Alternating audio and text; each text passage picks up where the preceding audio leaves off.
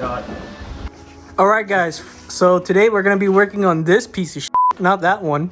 Oh, brother, this guy stinks! So we have... These load control arms are going to be going on the slowest FRS I know around town. Front load control arms. Yes, sir. Yes, sir. Yeah, that's premium air right there. Yep. Oh, yeah, let me just, ooh, nice. Nice. Got some, we got some hard air, some hardware. Hard Did you ever air. install something like this before? Nope. I just, get a new car by then. Well, let me know when you're done. I'll close the garage door. Hey, yo.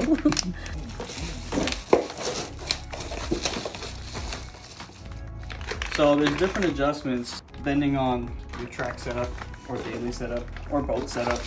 Oh, you take this thing to the track? Yeah, you know, something like. Okay, let's just look at the pictures. Install it like that. You got the zip ties?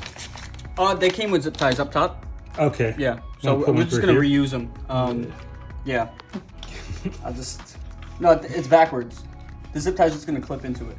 This video is so scuffed. Y'all want to know how scuffed this video is? The cameraman is in a cast. God damn, this shit's short. You need an extension and a breaker bar. Oh, I got the breaker bar. Alexa, stop playing music. Mans doesn't want to be demonetized. How do you take your wheels off? You unbolt You them. just don't talk. Exactly. Alright guys, so step one is to make sure your lug nuts are... the torque is broken on it. What was that, right? Going on with the nut, coming off with the nut. That's not what I was expecting.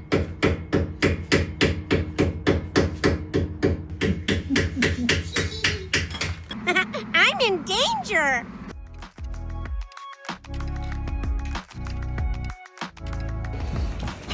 Yeah. Well, Ram thinks it's a good idea.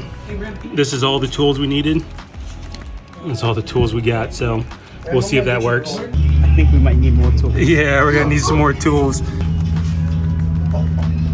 That right there, that shouldn't be doing that. Step two, remove the splash guard. That's gonna help. So we can move this over, but more so for the rear part of the load control arm, we can get a wrench straight up in here.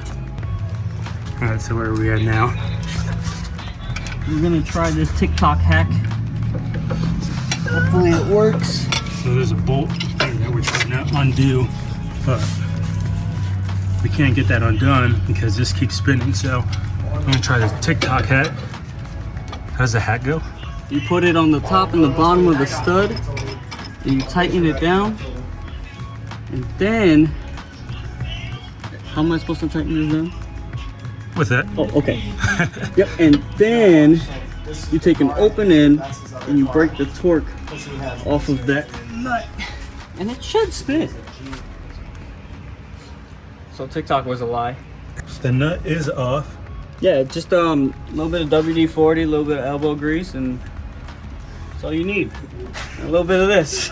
A lot of bit of that. Cut the nut clean off of there, so we should be able to tap this out now. Just got to remove this nut and bolt stud. Top connects to the subframe there, and then remove this whole stud and nut. So this nut's gonna come off, control arm's gonna come out, and then that stud up top that comes down needs to be removed as well. I like no microfiber. I can wipe up all this oil with. All right, hey guys, Hey, oh, we're yep, back. Yep, we're just gonna be removing this stud, the factory stud. Yeah, so that factory stud gets replaced. Let's see. As you guys can see, it's kind of darker outside, so... Just a little bit. But the vibe is still immaculate. Yes, sir. So I'm gonna take that stud out. I already got the lower control arm out. Do the knuckle side first. You do this over here. That bracket brace. This brace right here goes up on it like so and bolts into it. You Yep. gotta remove the whole thing. Now we can start installing all the brand new stuff. All right, you want to explain where we're at now? So, we got the old one out. New one's kind of just mocked up right now. You want to make sure the SPL facing to the rear of the car, right side up, and plus the angle of the ball joint.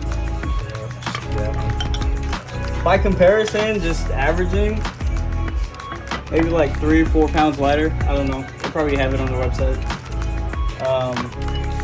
But yeah, so this is going to fit into the rear of the subframe, front, and your knuckle, of course. And all of this is adjustable from length to, it comes with spacers and such, depending on what track or how much camber or caster you need. So it's pretty cool. Definitely don't trust TikTok, because that didn't work. Yeah, he ended up cutting some of the threads off and then going straight down and cutting the nut in half, just like that. Yep.